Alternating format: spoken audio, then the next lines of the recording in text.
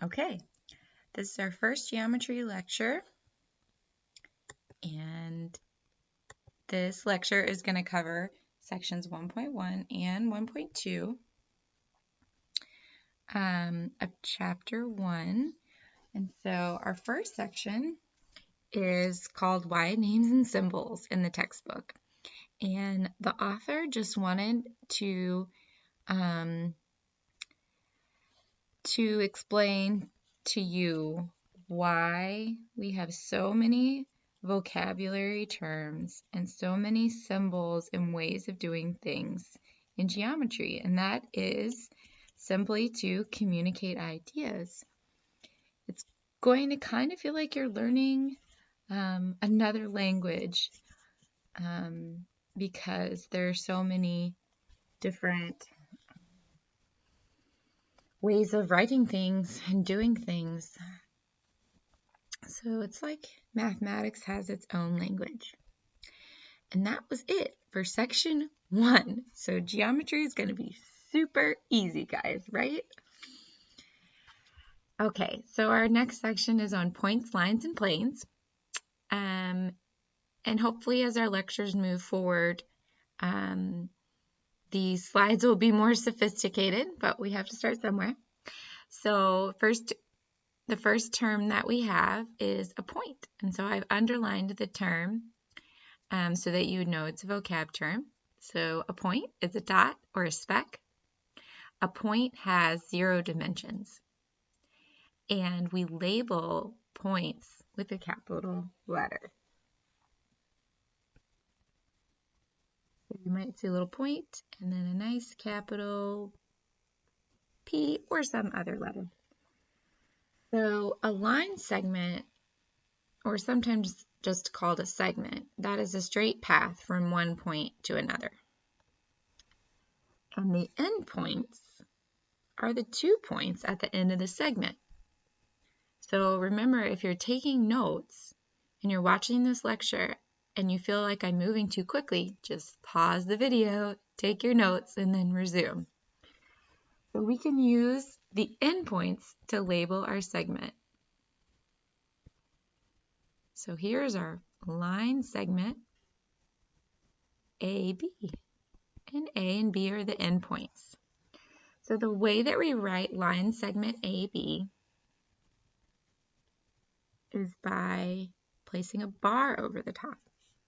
So that's your first, one of your first notations you're learning. We put a bar over the top of A and B to denote the line segment from A to B.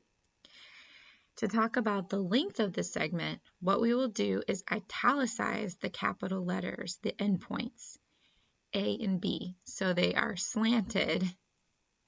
And I'll do my best when I'm writing on slides to slant letters, but hopefully I will just say what I mean. In the book, though, the italicized letters are easy to read. And then the last thing to note about line segments is that there are infinitely many points. We could never find them all. So if you have a line segment, there's a point here, here, here, here, here, here, here. I could never label them all. All right. Ready for some more vocabulary? Okay. So the midpoint of a segment is the point halfway between the endpoints. We can also say that the midpoint is equidistant from the endpoints. So I'm going to draw a line segment XY. I'm going to do a little adjusting with my screen. Hold on. Okay. I'm going to draw the line segment XY. And then I'm going to approximate where the midpoint is. We'll call it M. And what we use for our pictures to denote a midpoint is what we call tick marks. So I'm going to draw a line through one half of the segment and a line through the other half. And what that means is that this distance and this distance are the same length. M is the midpoint of XY. And I know that just by looking at the picture because of the tick marks. Now, suppose we have more lengths that are the same as each other, but they are different from X, M, and M, Y. We can label those with tick marks as well. However, we will use 2 tick marks.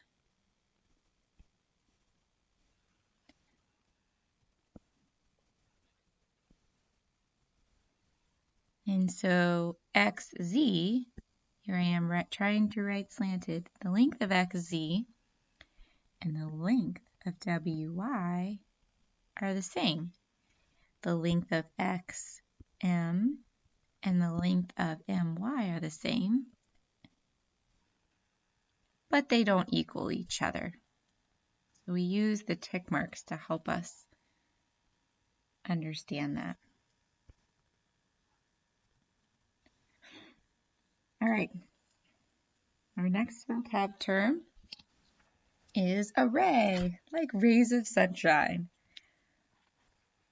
Okay, and when my slides get really fancy one day, I'll have a beautiful picture of a sun with some rays coming out. But for now, we're dealing with some black and white. So let's draw a picture of a ray. It has a single endpoint and it extends infinitely in only one direction. So here is ray AB. It's a ray, AB is a ray that starts at A and passes through B. So the way that we label rays when writing about them is by using capital letters again, except we use an arrow over the top of the letters instead of a bar. And the endpoint of the ray is always on the left. So you can see that A is the endpoint of the ray, and it is on the left-hand side. We often call the end of the ray the origin or the vertex of the ray. I won't typically use those terms, origin and vertex, for a ray, but it's in the book, so we better establish it just in case. Moving on. Okay, we're moving on to lines. So when your parents ask you today what your lecture was on, you're going to say, well, Mom, Dad, I learned what a line was. They're going to be very impressed. Okay, so a line goes forever in both directions. So we're going to have arrows on both ends. We will use points to define our lines. So we'll use A and B again. And the way that we write the line AB in a paragraph would be to write the 2 endpoints, A and B, and then draw a line with 2 arrows, one on each side, over the top. We can also use lowercase letters to talk about a line. So often they'll just write the lowercase letter to the side. And it's going to look a little bit italicized, the lowercase letter.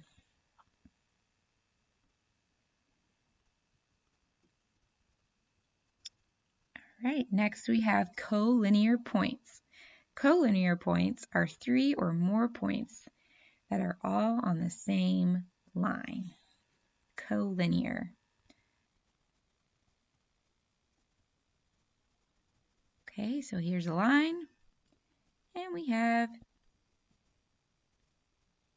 3 points. It's really important that it's 3 or more.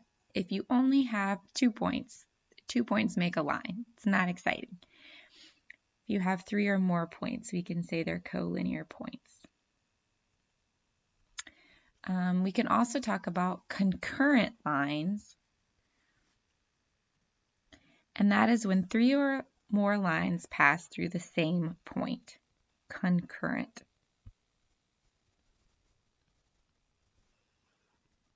Con means with, and current, so it's kind of like they're together.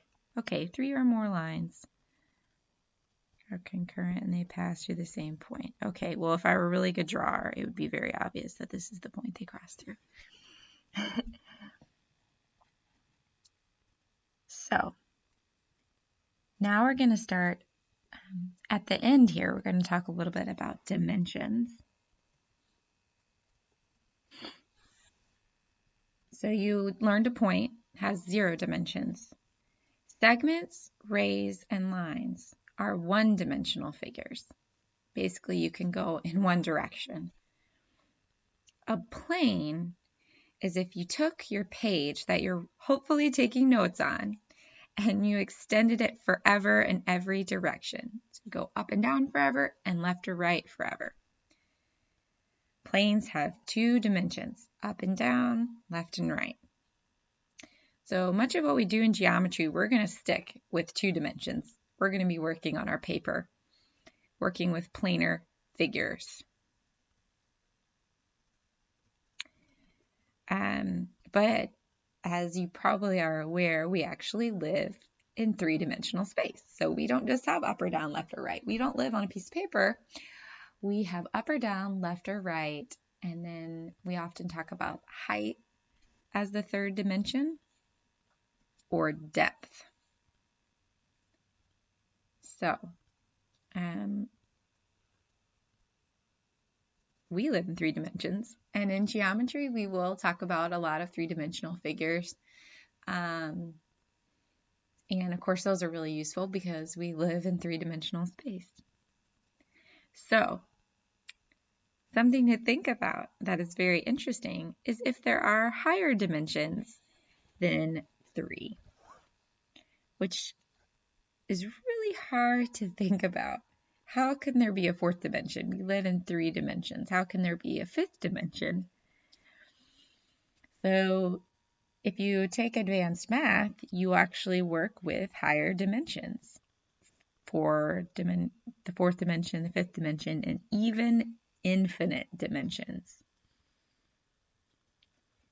Now, that's really hard to wrap your head around. So if you want to think about something, just think about what the 4th dimension would be like.